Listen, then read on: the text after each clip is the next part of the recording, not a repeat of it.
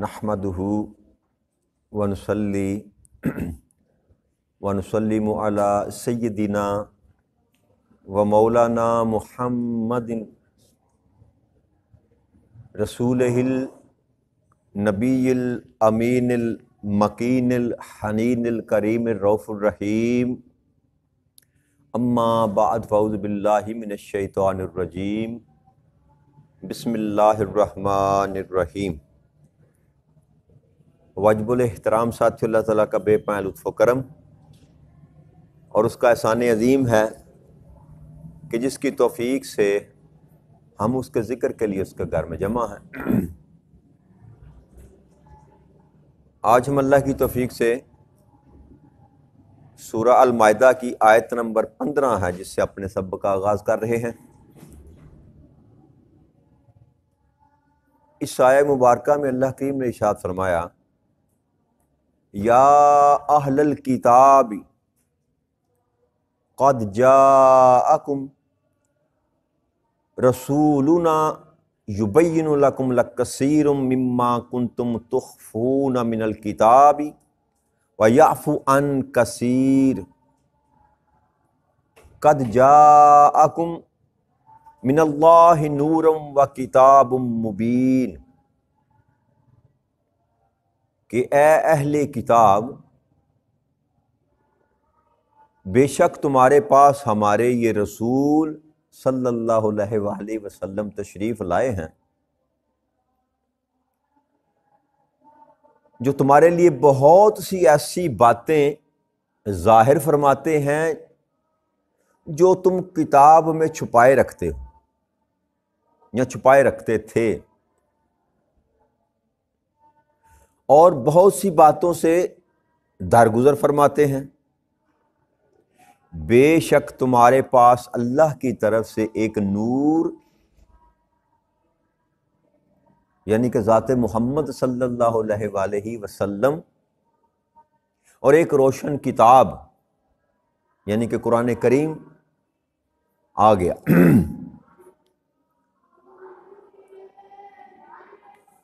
جو مضمون ہم نے گزشتہ 2-3 نشستوں میں کیا اس میں رب کریم نے 2 قوموں کو مخاطب کیا، جن میں ایک اہل یہود اور ایک اہل نصارہ، بنی اسرائیل کی قوم میں سے۔ پہلے بنی اسرائیل کا ذکر کیا کہ ان سے عہد لیا، اور پھر خاص کر 2 قوموں کا ذکر کیا کیونکہ یہ 2 بڑے نبی تھے بلکہ رسول تھے، باقی اور نبی کئی تھے، سینکڑوں کی تعداد، ہزاروں کی تعداد میں نبی آئے بنی اسرائیل میں، لیکن ان میں سے جو رسول آئے جن کو کتاب رب کریم نے عطا فرمائی، ان میں سے 2 بزرگ ہستیاں جو تھیں حضرت موسیٰ علیہ السلام اور حضرت عیسیٰ علیہ السلام، تو ان کی امت بھی زیادہ تھی، ماننے والے بھی زیادہ تھے، تو ان کو ایڈریس کیا رب کریم نے۔ ان دونوں طبقات کو، دونوں امتوں کو ایڈریس کرنے کے بعد اب اس آیہ مبارکہ میں اللہ کریم پھر دونوں کو مخاطب کر رہے ہیں کہ اے کتاب کے حاملین، اے یہود و نصارہ، اب تمہارے پاس میرا محبوب جو ہے وہ تشریف لے آیا، اور اللہ کریم دعوت دے رہا ہے، ان کو اسلام کی طرف بلا رہا ہے کہ میرے اس رسول پر، میرے اس محبوب پر ایمان لے آؤ۔ اور دلیل کے طور پر جو رب کریم نے یہاں پر بات بیان کی وہ یہ کہ تم پر وہ باتیں واضح کر دیتے ہیں جو تم چھپاتے پھرتے ہو، یعنی کہ یہ بھی رب کریم نے نبی اکرم صلی اللہ علیہ وآلہ وسلم کا معجزہ جو تھا وہ اہل یہود اور اہل نصارہ کو بیان کیا، جیسا کہ مثال کے طور پر میں نے پہلے بھی ذکر کیا کہ رجم کرنا جو تھا، سنسار کرنا، زنا کی سزا جو تھی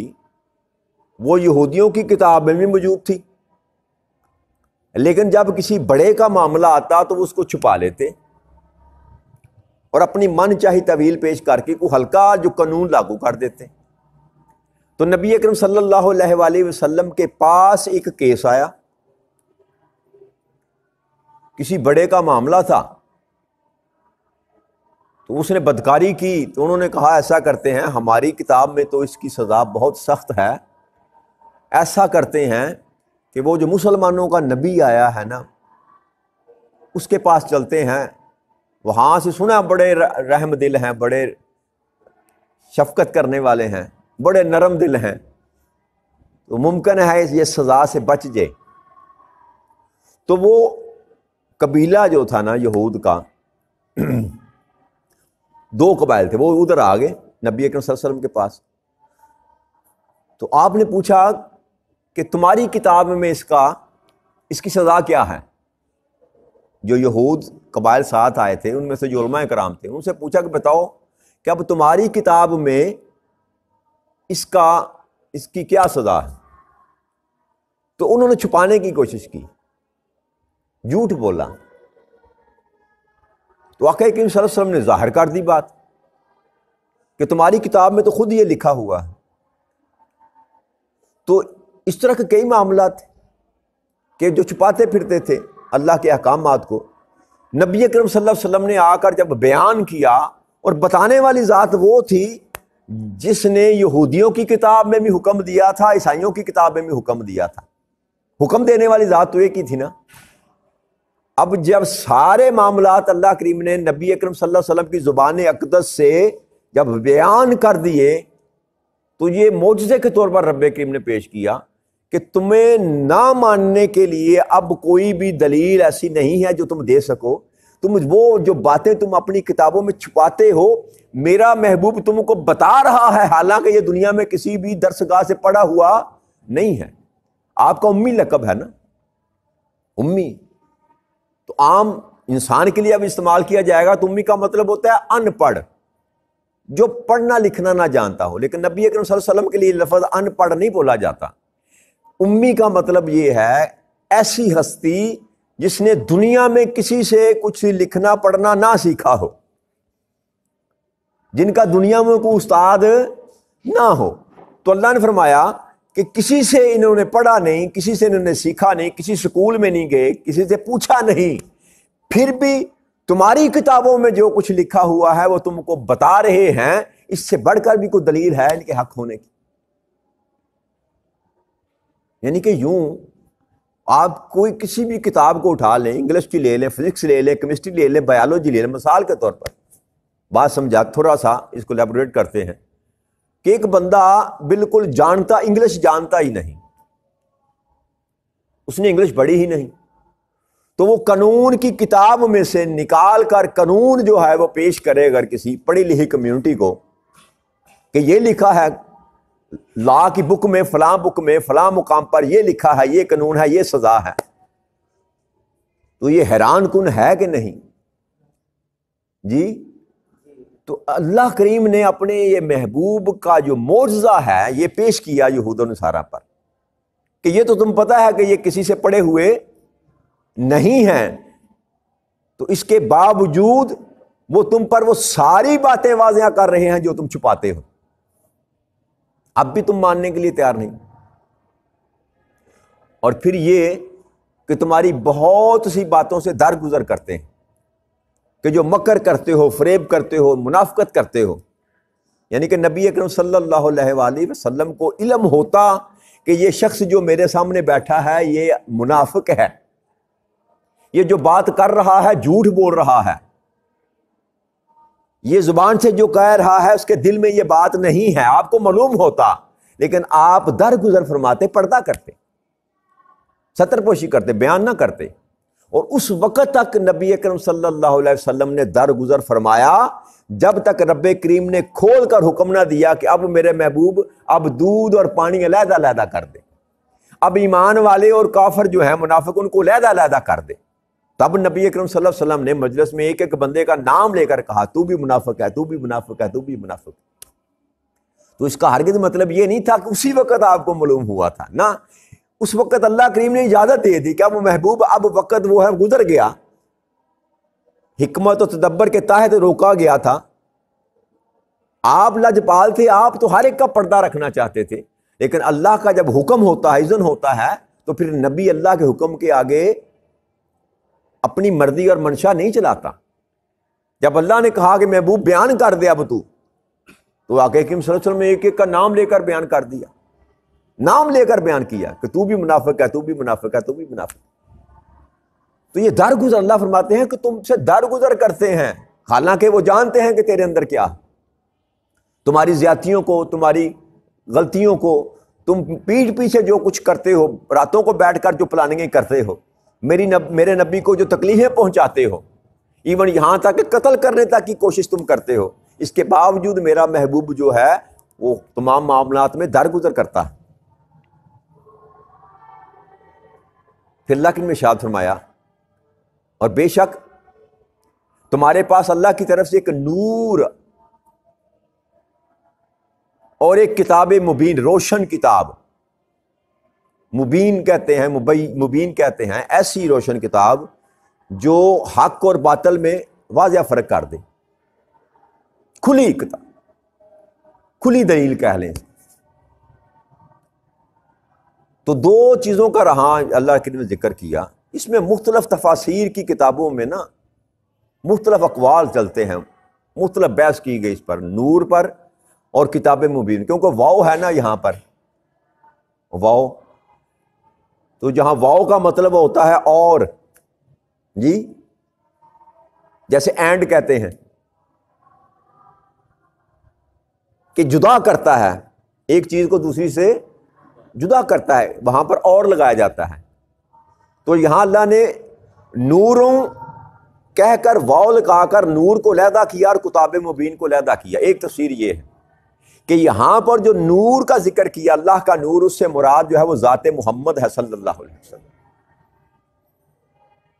اور کتاب مبین کا جو حکم اللہ نے دیا، جو یہاں ارشاد فرمایا، اس سے مراد قرآن کریم ہے۔ لیکن اس پر کئی تفاسیر کی کتابوں میں مختلف اقوال مل جاتے ہیں، اس پر بھی بحث کی گئی کہ اگر آقا نور ہیں تو نور کس جہت میں ہے، حصی نور ہیں۔ آقا کریم صلی اللہ علیہ وسلم کے حدیث مبارک میں جابر رضی اللہ تعالیٰ عنہ نے پوچھا کہ اللہ کریم نے سب سے پہلے کس کو پیدا کیا، تو آپ نے فرمایا تیرے نبی کے نور کو پیدا کیا صلی اللہ علیہ وسلم۔ تو آقا کریم صلی اللہ علیہ وسلم کی کئی حدیث مبارکہ ہیں جس میں آپ نے ذکر کیا اپنا نور ہونا۔ تو اس پر بحث کی گئی کہ اصل میں یہ جو نور اللہ نے کہا، یہ نور ذات محمد صلی اللہ علیہ وسلم کو اللہ کریم نے بتانا کہ ایسا نور میں نے بھیجا اپنی طرف سے نبی اکرم صلی اللہ علیہ وسلم کو بنا کر، جو حق اور باطل میں فاصلہ کرنے والا ہے۔ نور کا کام ہوتا ہے خود بھی چمکتا ہے اور دوسری چیزوں کو بھی، خود بھی روشن ہوتا ہے اور دوسری چیزوں کو بھی روشن کر دیتا ہے، اور جس کو جس معنی میں بھی لیا جائے، بھائی حصی نہ مانا جائے۔ جیسے چاند اور سورج ہیں، ان میں نور حصی ہے، وہ جب سورج نکلتا ہے تو وہ چمکتا ہے، ہر چیز کو پھر اندھیرا نہیں رہتا۔ لیکن نبی اکرم صلی اللہ علیہ وسلم کی ذات کے ساتھ ایسا معاملہ نہ تھا کہ آپ اندھیرے میں جائیں تو دن ہی نکل آئے، ایسا معاملہ نہ تھا۔ لیکن اس کا یہ مطلب نہیں ہے کہ جو نور کا اطلاق نہیں کیا جا سکتا نبی اکرم صلی اللہ علیہ وسلم پر، جیسے جبرائیل امین نوری ہیں کہ حقی ہیں، جی، بلکہ ہمارے ساتھ جو فرشتے دو ہیں، ایک دائیں بیٹھا ہے ایک بائیں بیٹھا ہے، ہر وقت بیٹھا ہے، اب بھی بیٹھا ہے، تو کیا ان کے آنے سے، ان کے نوری ہونے میں کوئی شک تو نہیں؟ ان کے آنے سے کوئی چمک پیدا ہوئی؟ کوئی رات کو دن میں اجالا ملا؟ تو کیا یہ دلیل دی جا سکتی ہے کہ اگر نور ہے تو پھر چمک کیوں نہیں، سورج کی طرح چمک کیوں نہیں؟ یہ دلیل، تو لہذا یہ دلیل جو ہے یہ نہیں کی دی جا سکتی کہ وہ نور نہ تھے، وہ نور نہ تھے، جب آقا نے خود فرمایا کہ سب سے پہلے اللہ کریم نے میرے نور کو پیدا کیا، پھر اسی نور سے قلم بھی بنائی، کتاب بھی بنائی، عرش بھی بنایا۔ پھر آگے لمبی حدیث مبارک ہے، میں لمبی اس میں نہیں جاتا، کہ پھر ہر 4 حصوں میں تقسیم کیا، پھر ہر 4 میں سے پھر اور تقسیم ہے، قلم بنایا، روح بنائی، کتاب بنائی، زمین و آسمان بنائے، سماوات بنائے، جو کچھ بھی ہے۔ بہت لمبی حدیث ہے، مختصر بات کرتے ہیں کہ آپ کے نور ہونے میں بھی کوئی شک والی بات نہیں ہے۔ کئی حدیث مبارک میں آتا ہے کہ نبی اکرم صلی اللہ علیہ وآلہ وسلم، ابن عباس رضی اللہ عنہ فرماتے ہیں کہ میں نے دیکھا کہ اکرم صلی اللہ علیہ وسلم کہ آپ کے دندان مبارک میں نا خلا تھا، دندان مبارک میں خلا تھا، جب آپ کبھی اپنا منہ کھولتے تو آپ کے منہ سے ایسا نور نکلتا جو چاند کو بھی شرما دے، جو چاند کو بھی شرما دے۔ اور ایک اور حدیث مبارک میں آتا ہے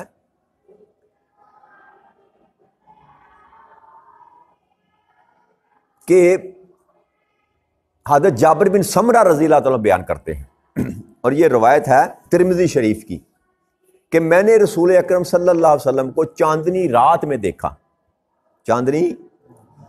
تو میں کبھی آپ کی طرف دیکھتا اور کبھی چاند کی طرف دیکھتا۔ کہتے ہیں میں نے 14ویں کا چاند چمک رہا تھا اور نبی اکرم صلی اللہ علیہ وسلم کو میں نے دیکھا، تو میں کبھی چاند کی طرف دیکھتا، کبھی والضحیٰ کے چہرے کی طرف دیکھتا، تو کہتے ہیں خدا کی قسم، بخدا آپ میرے نزدیک چاند سے زیادہ حسین تھے۔ اور یہ جو تشبیہ دی جاتی ہے نا، یہ تو تشبیہ بنتی ہی نہیں، یہ مضمون سمجھانے کے لیے بات کی جاتی ہے، ورنہ چاند کا حسن کیا، چاند کا حسن کیا۔ اور ایک اور حدیث میں حضرت ابو عبیدہ بن محمد بن عمار یاسر نے ربیع بنت معوذ بن افرا سے کہا کہ ہمارے لیے کوئی رسول اکرم صلی اللہ علیہ وسلم کی صفت بیان کیجئے۔ تو انہوں نے کہا ہے میرے بیٹے، اگر تو آقا کریم صلی اللہ علیہ وسلم کو دیکھتے تو تم طلوع ہونے والے آفتاب کو دیکھتے، اتنا روشن چہرہ تھا آپ کا۔ یہ آپ کے حصی نورانیت کی میں بات کر رہا ہوں، یہ کہتے ہیں کہ ظاہری طور پر آپ کو اللہ کریم نے ایسا نور عطا کر رکھا تھا، آپ کے چہرے پر ایسا حسن تھا اللہ کریم نے جو کسی اور کو عطا نہیں کیا۔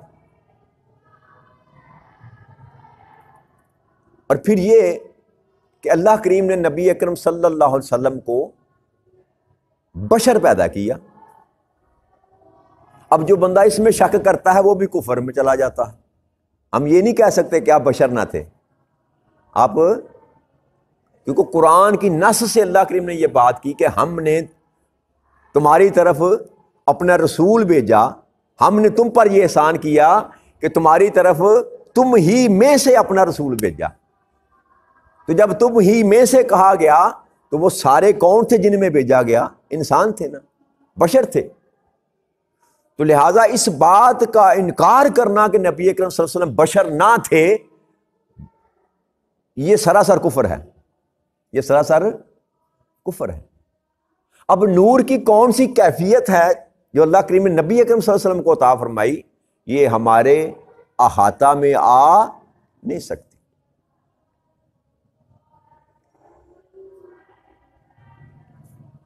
آقا نے فرمایا کہ میرا نور سب سے پہلے پیدا کیا گیا۔ ایک روایت میں آتا ہے کہ میری روح کو پہلے پیدا کیا گیا۔ اب روح کیا ہے؟ روح خود نورانی ہے، روح بھی تو نور ہے نا۔ نفختہ فی روحی، اللہ نے فرمایا نفختہ فی روحی، جب میں اپنی روح اس میں پھونک دوں تو اللہ کیا ہے؟ اللہ کیا ہے؟ اللہ نور ہے۔ تو جب اللہ اپنا نور کسی میں پھونک رہا ہے تو وہ کیا روح پھونک رہا ہے نا، تو روح حقیقت میں کیا ہے؟ اللہ کا نور ہے، اللہ کا نور ہے۔ تو اگر نبی اکرم صلی اللہ علیہ وسلم کی روح کو پہلے پیدا کیا تو دوسری طرف اگر اس کا معاملہ کیا جائے تو وہ بھی تو نور ہے۔ دونوں معنی میں لے جائے نا، اگر نور صرف کہا جائے کہ نور پیدا کیا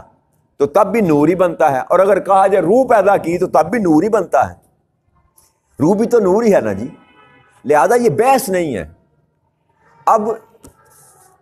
اگر نور ہیں نبی اکرم صلی اللہ علیہ وسلم جو کہ ہیں، تب بھی اس میں کوئی جھگڑے والی بات نہیں۔ اگر نور ہیں تو کیا ہیں، کیسے ہیں، ہم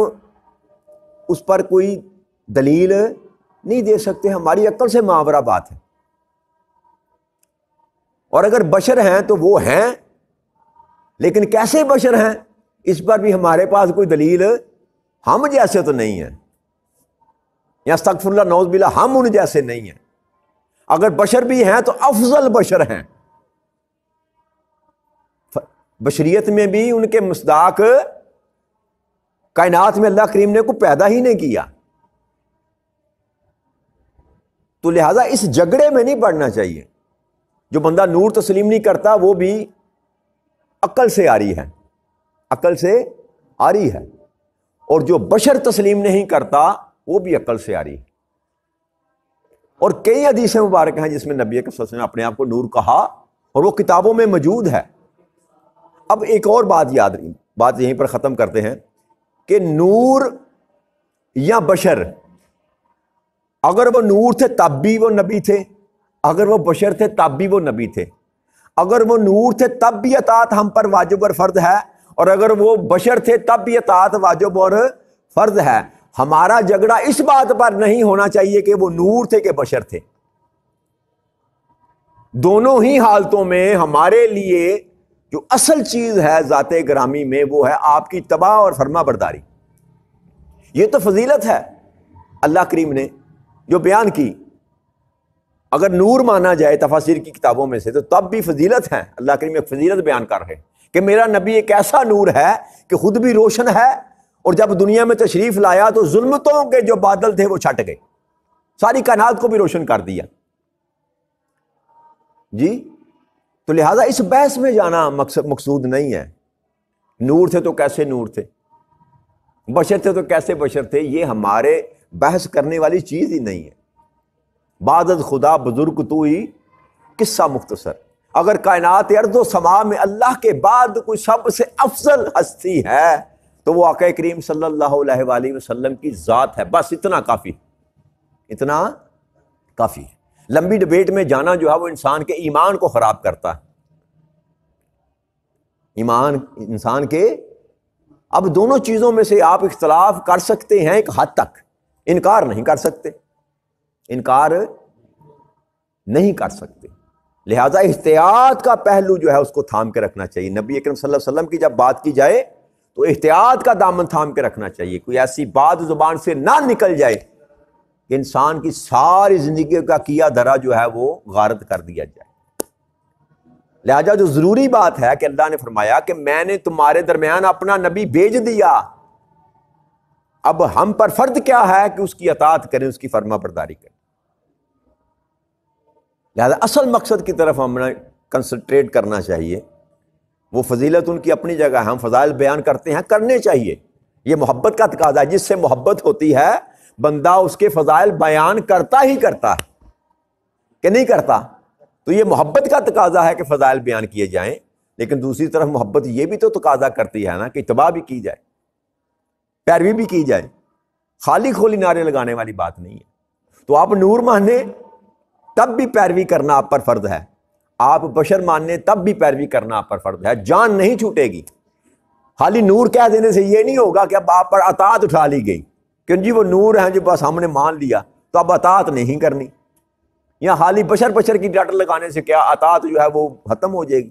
نا، یہ مسئلہ ایسے حل نہیں ہوگا۔ وہ نور ہیں یا بشر ہیں،